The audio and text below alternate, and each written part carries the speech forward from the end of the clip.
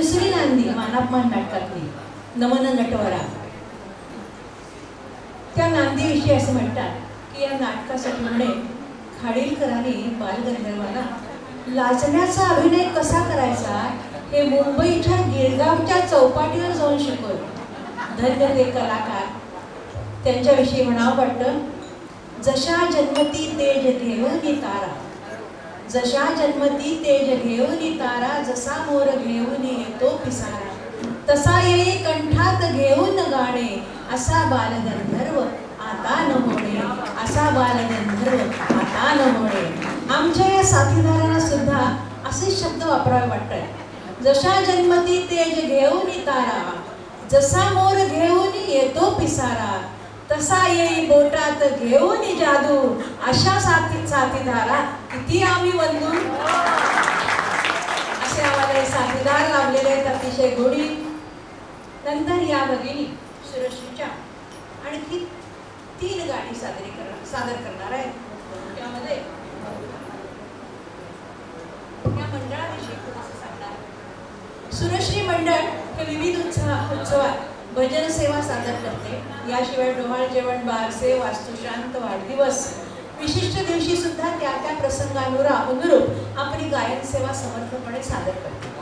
हे मंडळ आदरणीय कैलासवासी मधुकर वेलणकर यांचं सदैव ऋणी आहे. कारण एका तपापेक्षा सुद्धा जास्त काळ सरांनी या मंडळाला मार्गदर्शन केलं आहे.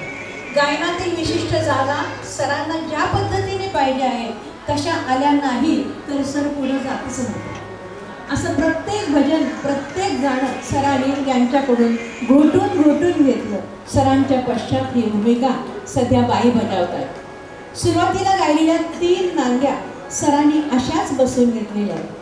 नाद ब्रह्माची गोडी लावणारे सर आपल्यात नाहीत, पण एकंदरीतच माझं जीवन गाणं ही वृत्ती, हे वर्तन, हेच पूजन, हेच ध्येय व त्यानुसार साधना हे जाणून आपला जीवनरूपी मधुघट ज्या मधुकराने संगीत कलेने काठोकाठ भरला होता त्या आदरणीय वेलणकर सरांचे मार्गदर्शन लाभल्याने मंडळ त्यांचं ऋणी तर आहेच, पण यापैकी प्रत्येकाच्या ओठी नामदेव महाराजांचे शब्द येतात. कारण सर यांच्या आयुष्यात लाभले, जीवनात लाभले, त्यांनी त्यांना मार्गदर्शन केलं.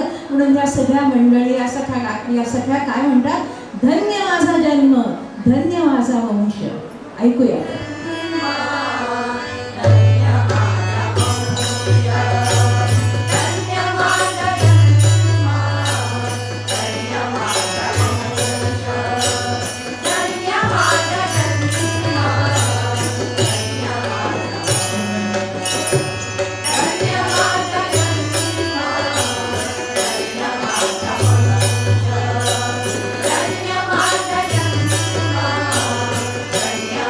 Yeah.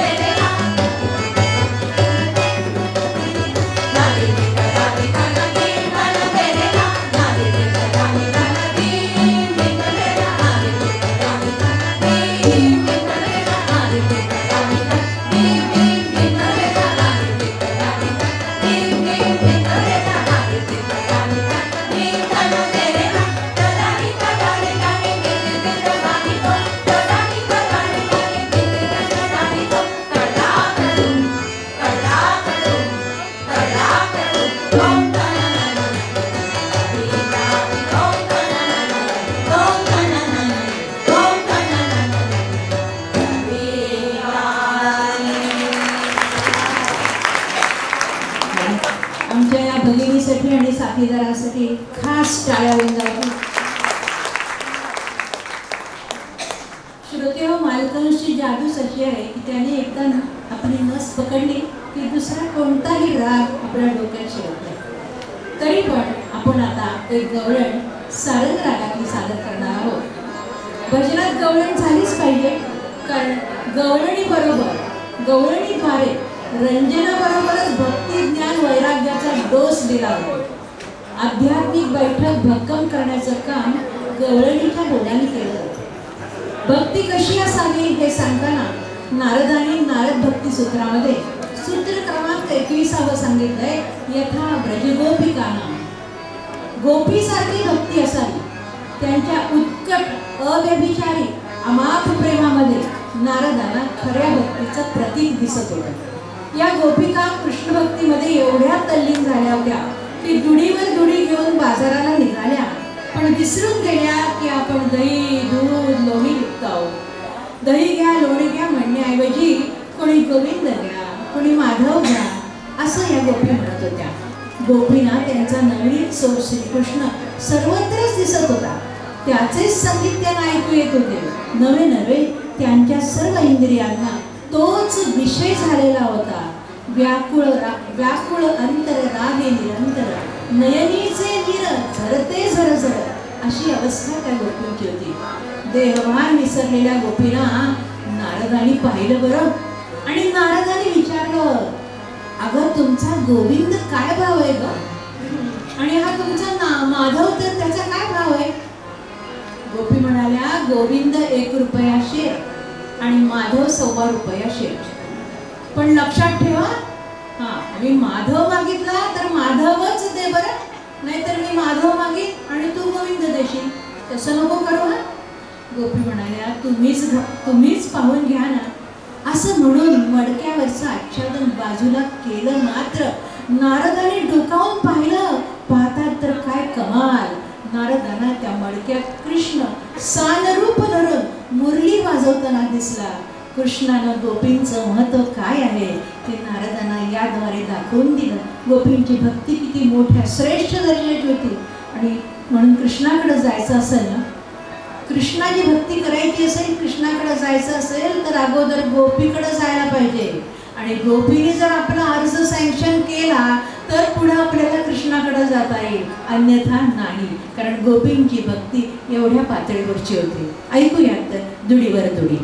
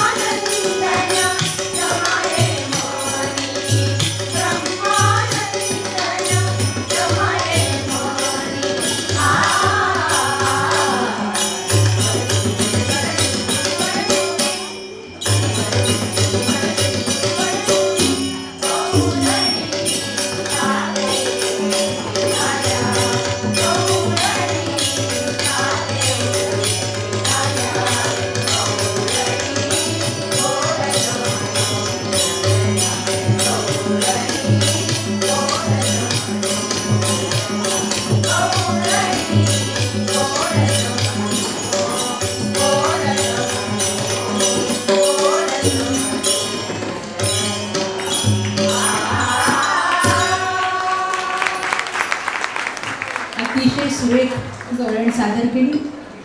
धन्यवाद सुरश्री मंडळ. यानंतर याच जागेवर मधुरा भजनी मंडळाच्या भगिनी येऊन बसते. त्यांची 2 गाणी होती. धन जमा करणे ही त्यांची वृत्ती नव्हती. पांडुरंगाचं नाव घ्यावं, त्याचा आनंद घ्यावा व त्या आनंदाचा ठेवा मुक्त हस्ताने इतरांना वाटावा. हरिकीर्तने करावी हा त्यांचा हौसेचा व्यवसाय होता. हातात झांजा, बाजूला टाळ, 1 तारीची साथ आणि साथीला विठ्ठल नामाचा गजर घेऊन रात्र गात आणि विठ्ठल जागवायचा ही तुकाराम महाराजांची धारा. त्यांची कीर्ती वाढायला लागली. त्यांना पाहण्यासाठी गावचे लोक जमू लागले. त्यांना ते म्हणत, माझ्याकडे पाहण्यासारखं काही नाही हो, माझ्याकडून घेण्यासारखं आहे. माझ्याकडे ना सोने ना नाणे आहे, पण एक मात्र माझ्याकडे आहे, ते म्हणजे विठ्ठल नामाचा बाजार मी मांडलेला आहे. ते विठ्ठल नाम तुम्ही लुटून घ्या, लुटून न्या. मी काय सांगू तुम्हाला विठ्ठल नामाच्या गोडी, तुम्ही अनुभव घ्या. अमृततुल्य असलेल्या या नामाविषयी मी एवढेच सांगेन, किती गोड गोड नाम हे विठ्ठल रखुमाई. ऐकूयात.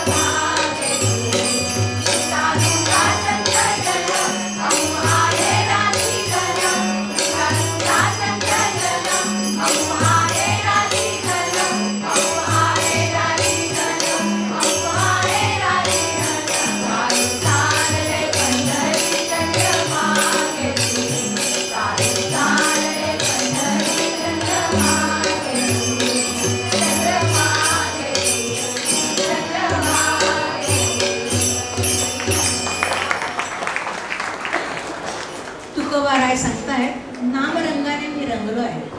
नामाचं चिंतन आणि नामीचा निधिध्यास याचा अखंड अभ्यास असल्याने नामामृताचं भोजन मी सर्वांना घालायला सिद्ध झालो आहे. धणी समर्थ आहे, सर्वांचं पोट भरून उरेल एवढं नामामृताचं ब्रह्मरसाचं भोजन देण्यास उत्सुक आहे तो. हे अन्न अवीट आणि न सरणार आहे. ज्याच्या भाग्यात आहे त्या नारी नर बाळांनी अवश्य भोजनास यावे असे मी माझ्या मालकाच्या तर्फे सर्वांना आमंत्रण देत आहे. देवाचा शिक्का माझ्या हातात आहे. तुका जवळी हा माल, जवळी हा माल, त्वरा करा, लवकर या, एकदा ही संधी गेली की पुन्हा नाही. तुकाराम महाराजांचं हे लोकांना हाकारणं किती तळमळीचं आणि पोटतिडकीच आहे. आणि त्याहूनही महत्त्वाचं म्हणजे त्यांचं सांगणं असं आहे, हे नामामृत भोजन, ब्रह्मरसाचं भोजन एकदा झालं की तुम्ही तृप्त व्हाल, समाधानी व्हाल आणि तुमच्या पोटी आपोआप शब्द येतील, आता लय नाही, लय नाही, लय नाही मागणं.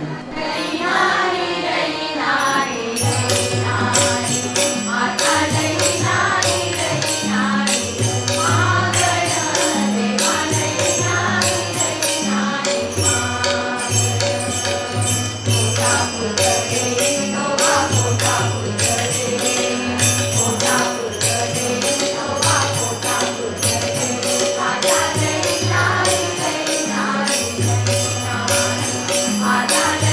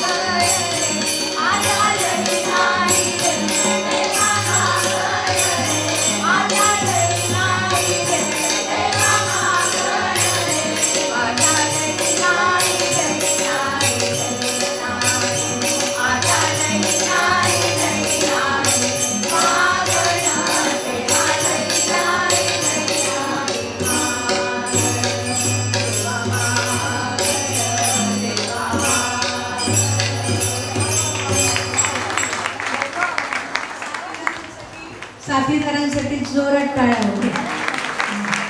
मंडळी, संतोष केळकर, काय असतं, वाद्य आणि वादक यांचं एक वेगळं नातं प्रस्थापित होतं. वाद्याचे गुण वादकामध्ये येतात. कसे कसे खेळकरपणे ते वाजवत होते बघा, दिलखुलास वाजवत होते. आणि मुळात सगळ्यात भाव खाऊन जातो मैफिलीत तो तबलाच, कारण तबला भाव खाऊन जातो आणि तबलची तर त्यावर भाव खाऊन जातो. आता यांना झुलपं नाही आहेत, नाहीतर त्याने अशी गारदिवशी झुलपं फिरवली असते आपली. हे आहेत सुहास आपटे. एखाद्या पतिव्रतेसारखी बघा गायकाच्या तोंडाकडे बघत होते. ते जसं म्हणत होते तसं हे गात होते. त्या गायकांच्या होला हो म्हणत होता. अशी पतिव्रतेसारखी त्यांचा भाव या संवादिनी वाजवताना असतो. आमच्या दोन्ही कलाकारांसाठी जोरदार टाळ्या, मंडळासाठी टाळ्या. यानंतर आम्ही थोडक्यात बाईंची मुलाखत घेणार आहे. म्हणजे बाई प्रेक्षकामध्ये जाऊन बसतील आणि मग संपूर्ण स्टेज आपल्याला वापरायला मिळेल. सोबत साथीदार आहेत केळकर आणि स्मिता. श्रोते हो, आज 24 मे 24 बाईंची मुलाखत वजा संगीतमय मुलाखत होणार आहे. बरं, अजून बाई गाणार आहे. या महिन्यातील पौर्णिमा विशाखा नक्षत्रास किंवा त्याच्या समीप येते, म्हणून हे वैशाख हे नाव. कृपया शांत बसावं. चैत्र वैशाख हे वसंत ऋतूचे 2 महिने. चैत्राला मधुमास म्हणतात, तर वैशाखाला माधव मास म्हणतात. या महिन्यात माधवाची म्हणजे विष्णूची तुलसी दलाने पूजा करतात. गुरुर् ब्रह्मा गुरु विष्णू गुरुर्देव महेश्वरा अशी गुरुची महती असल्याने साहजिकच आम्हाला विष्णू पूजेची संधी या निमित्ताने प्राप्त झालेली आहे. 24 मेचा दिवस ठरला मंडळी. आणि मग मी काय केलं, मी सहजच कालनिर्णय पाहिलं. आणि कालनिर्णय पाहिल्यानंतर महाराणा प्रताप जयंती, परशुराम जयंती, रामानुजाचार्य जयंती, आद्य शंकराचार्य जयंती, छत्रपती संभाजी महाराजांची जयंती, नृसिंह जयंती, कूर्म जयंती, नारद जयंती, सीतानवमी, स्वातंत्र्यवीर सावरकर जयंती, अहिल्याबाई होळकर जयंती, एवढं सगळं त्या वैशाखात पाहिलं. आणि त्या वैशाखात मॅडमचा जन्म झाला. म्हणजे मॅडम किती भाग्यवान असतील बघा. अशा सर्वांच्या जन्माने नटलेला हा वैशाख मास. आणि या वैशाख मासी आदरणीय सुलभा वेलणकर यांचा 24 मे 1945 रोजी पटवर्धन कुटुंबात जन्म झाला. त्यांचा आपणच मुलाखत वजा परिचय करून घेणार आहोत. नमस्कार बाई. नमस्कार बाई. आज तुम्ही वयाच्या 80 मध्ये पदार्पण केलं. ही वाटचाल तुमची नक्कीच अनेक संस्मरणीय घटनांनी समृद्ध झालेली असणार आहे. पटवर्धनांची छोटीशी वेल वेलणकरांच्या अंगणात आली आणि वेलणकरांनी त्या वेलीला संगीत शिक्षण देऊन उंचावर नेलं. इतकी उंची गाठली की तुम्ही संगीत नाटकात सुद्धा भूमिका करू लागल्या. आणि त्याविषयीच्या काही आठवणी सांगाल तर आम्हाला बरं वाटेल. माझा पहिला प्रश्न तुम्हाला असा विचारेन की तुम्हाला गाण्याची आवड कशी निर्माण झाली?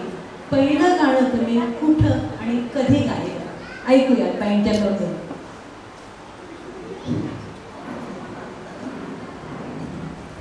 मला पहिल्यांदा भजनाची आवड उत्पन्न झाली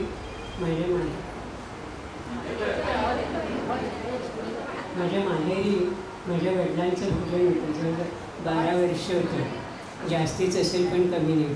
नंतर मग लग्न झाल्यानंतर आमच्याकडे यांनी पण भजन सुरू केलेलं. तर 25-30 वर्ष तर सहज होतं. त्यामुळे मला आवड उत्पन्न झाली. आणि पहिल्यांदा आमचं भजन म्हणजे कसं, तुका म्हणे, नामा म्हणे, एक साथ सगळं चालीमध्ये. आता मग माझे मिस्टर चाली लावायला लागले. तेव्हापासून वेगवेगळ्या चालींची भजनं सुरू केली. मग मी क्लास घ्यायला लागले.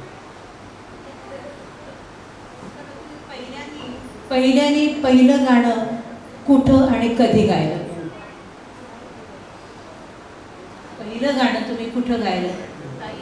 पहिलं गाणं मी जनी नाम्याची रंगली कीर्तनी हे आमच्या आईच्या मंडळात म्हटलं. आणि तेव्हा काही मी शिकलेलं नव्हतं किंवा काहीच नाही. पण हे सहज त्याने तांबेसुरा लयबद्ध झाले.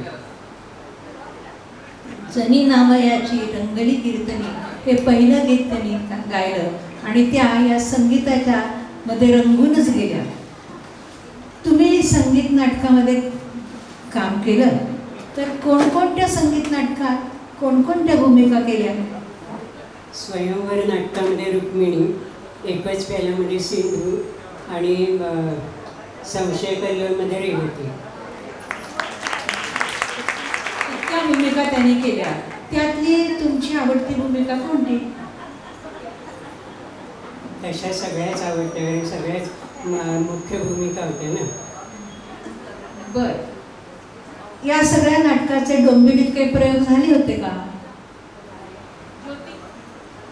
सगळ्या नाटकांचे डोंबिवलीत प्रयोग झाले होते का? पहिला आमचा माझ्या वहिनीच्या माहेरी गुहागरला गजानन नाट्य समाज म्हणून आहे, तर त्यांचं नाटक होतं आणि एक दिवस मला सहज विचारायला आले की असं काम करशील का? छेव म्हटलं 2 मिनटं पण मी कधी स्टेजवर गेले नाही, तर कसं काय करणार? नाही म्हणे, कोण इतकं तुमच्याकडे पैसे मागायला कोणी येणार नाही की नाही, उत्सवाचं नाटक तर करायला काय हरकत आहे? म्हणून मग मी तेव्हा हो म्हटलं.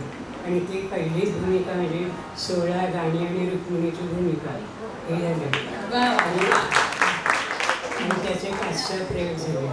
नंतर दुसऱ्या वर्षी तिथेच एकच प्याला नाटक झाले, त्याचे 7-8 प्रयोग झाले आणि संशय कल्लोळ नाटकाचे ते 10-12च्या वरती झाले.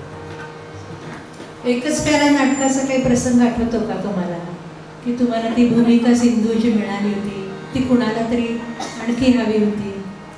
एकदा एका मंडळाला सिंधूच्या भूमिकेची गरज होती आणि होतं ते नाटक होते साहित्य संगमनेर.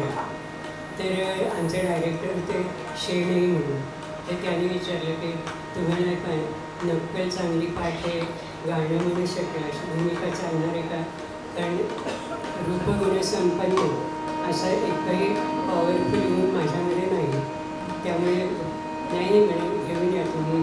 आणि त्याच्यामध्ये रवी पटवर्धन, सुधाकर, राजा गोसाई तळीराम, नयनाथे, गीता अशाच मास्टर दांडले, रामलाल अशा त्यांच्या भूमिका होत्या. आणि आमच्या भूमिका कशा होत्या, महिना तालीम चालायची आणि त्यांच्या कशा होत्या की माझ्या इकडे तुझे असं नाटक आहे, तुला ही भूमिका करायची, असे त्यांचा सगळा संच होता. आणि मग मला काही कळेना आपण काय, कारण आपले शब्द कानावर पडला की आपले वाक्य बोलायचं, एवढंच सगळं चाललेलं होतं. आणि मग मी शेवटी ज्यावेळेला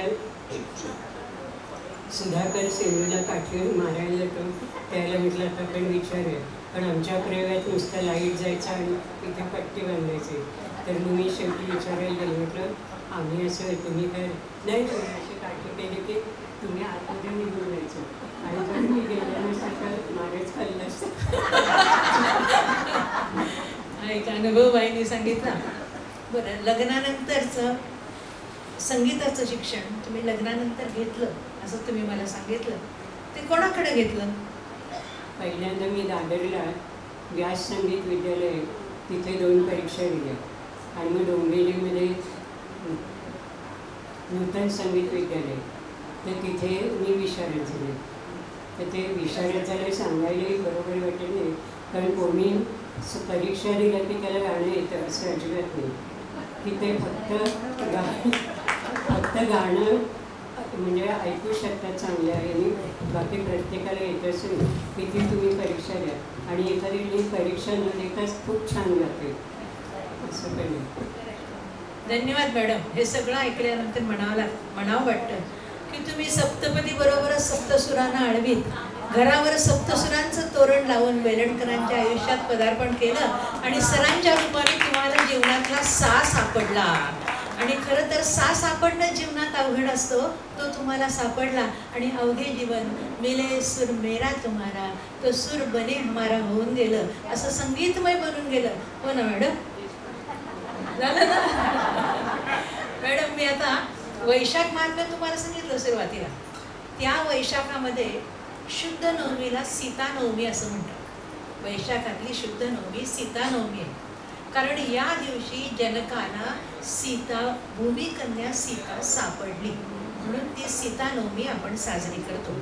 बाईंचं भूमिकन्या सीता नाटक हे अतिशय आवडीचं आहे आणि त्या नाटकातलं ते गाणं अतिशय गोड म्हणतात. म्हणून बाईंना मी विनंती करणार आहे की भूमिकन्या सीता नाटकातलं तुमच्या आवडीचं गीत गाऊन आपण ही सीता नवमी साजरी करूयात या महिन्यातली. गीताचे बोल आहेत, मी पुन्हा वनांतरी फिरे न हरिणीवाणी. ऐकूया आपण.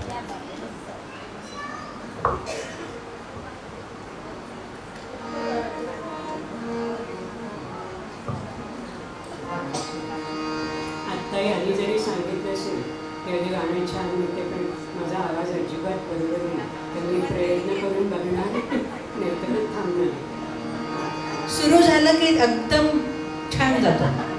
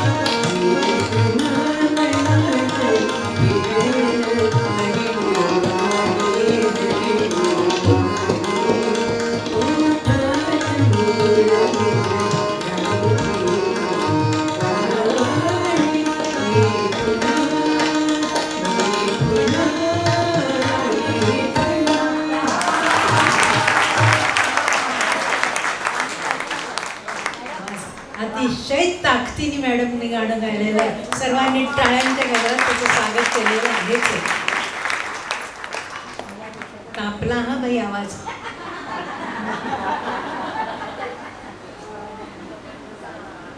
बाईने आत्ताच सांगितलं की मी आईच्या बरोबर भजनाला जात होते आणि मग तिथं जणी नामयाची रंगली कीर्तनी हे मी पहिलं गाणं म्हणलं. म्हणजे हा पहिला संस्कार त्यांचा, गाण्याचा संस्कार त्यांच्या मनावर त्या ठिकाणी झाला. असंच संगीताचं बाळकडू ज्यांना लहान वयातच मिळालं, आईकडून मिळालं, अशा अष्टपैलू महान गायिकेचा जन्मसुद्धा वैशाख महिन्यातलाच 16 मे, वय वर्षे 13. संगीताचा जाहीर कार्यक्रम, तो पण चोखंदळ पुणेकरांच्या समोर. बरं पण मंडळी, प्रचंड आत्मविश्वास, उत्तम गायकीनी स्वरतालावर असलेली हुकमत, कार्यक्रमाने साक्षात गदिमा आणि सुधीर फडके भारावून गेले. आणि ही छोटीशी कलाकार म्हणजे हिराबाई बडोदेकरांची शिष्या, जिचं वर्णन पु ल देशपांडेंनी एका शब्दात केले, झाकलं माणिक. त्या माणिक ताईंचा जन्म, माणिक वर्माचा जन्म 16 मेला झालेला आहे. त्या माणिक वर्मांचं एखादं आवडतं गाणं बाईंना म्हणता आलं तर फार छान होईल. त्यांच्या स्मृतीला आपल्याला उजाळा देता येईल.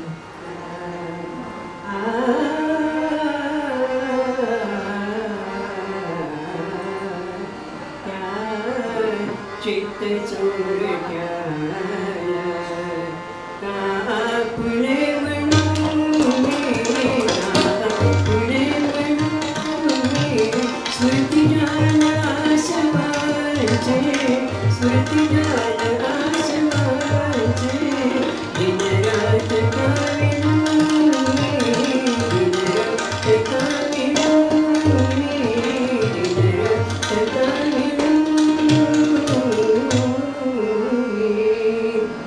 सहजी करी धरावे डगलावे तुडावे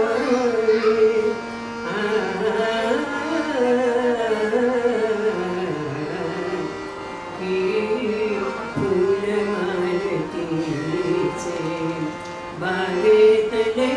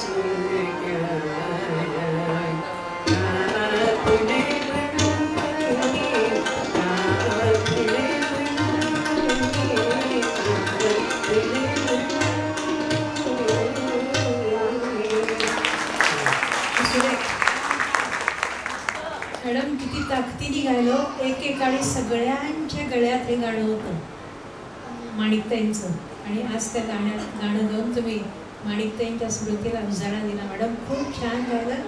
तुम्हाला असं वाटत होतं मला जमेल का नाही, पण खूप छान जमतंय एवढं लक्षात ठेवा. आजच्या दिवशी मॅडम एक दुग्ध शर्करा योग आहे बरं का, फार सुंदर योग आहे. शिल्पा, आज नारद जयंती आहे. धन्य धन्य तो नारदू ज्यासी सर्वा सर्वत्र गोविंदू, सर्वथा हरिनामाचा छंदू तेणे परमानंद सदोदित. अशी नाथांनी ज्यांची व्याख्या महती गायलेली आहे अशा नारदांची आज जयंती आहे. ब्रह्मदेवाचे मानसपुत्र नारद आपली ब्रह्मवीणा वाजवीत भगवद्गुण गायनात तल्लीन होऊन त्रैलोक्यात संचार करीत असतात. त्यांच्या वीणेचे स्वर ऐकून देवादिकांची कर्णपुट पुलकित होत. अशा संगीतज्ञ नारदांची आज जयंती. किती छान महान योग आहे बघा. आणि संगीताचाच कार्यक्रम आपला चाललेला आहे. आद्य संगीतकार म्हणून आपण ज्यांना म्हणतो ते नारद. महाभारतातील शांती पर्वात धर्मराजाने भीष्मास प्रश्न केला की या जगात सर्वांना प्रिय, सर्वांकडून पूजित, सर्व गुणांनी युक्त असा कोण मानव आहे बरं? यावर पितामह भीष्माने नारदांचं उदाहरण दिलं आणि त्यांच्या परमेष्ठी स्थितीचं वर्णन करून सांगितलं. विश्वोद्धारार्थ क्षणभरही विश्रांती न घेता त्रैलोक्याचं परमकल्याण कसं साधता येईल याची रात्रंदिवस चिंता करून त्यासाठी सतत परिभ्रमण करणारे नारद सर्व प्रिय, सर्व गुणसंपन्न आद्य संगीतकार आहेत. अशा नारदांची आज जयंती आहे. संगीत नाटक आणि नारद यांचं अतूट नातं. म्हणून बाईंना अशी विनंती आहे की नारदांच्या तोंडी असलेलं एखादं पद गीत सादर करता आलं तर नारदांची जयंती साजरी केल्यासारखी होईल आज, होय ना?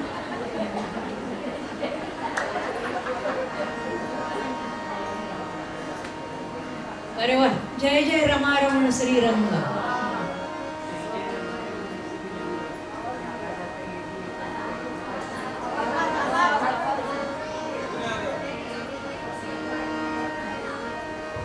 विद्याधर गोखले, संगीतकार वसंत देसाई. विद्याधर गोखलेंची आताच आपण शताब्दी साजरी केली. जय जय रमारमण श्रीरंग, जय रमारमण श्रीरंग, पदारविंदे सदा पदारविंदे सदा मानस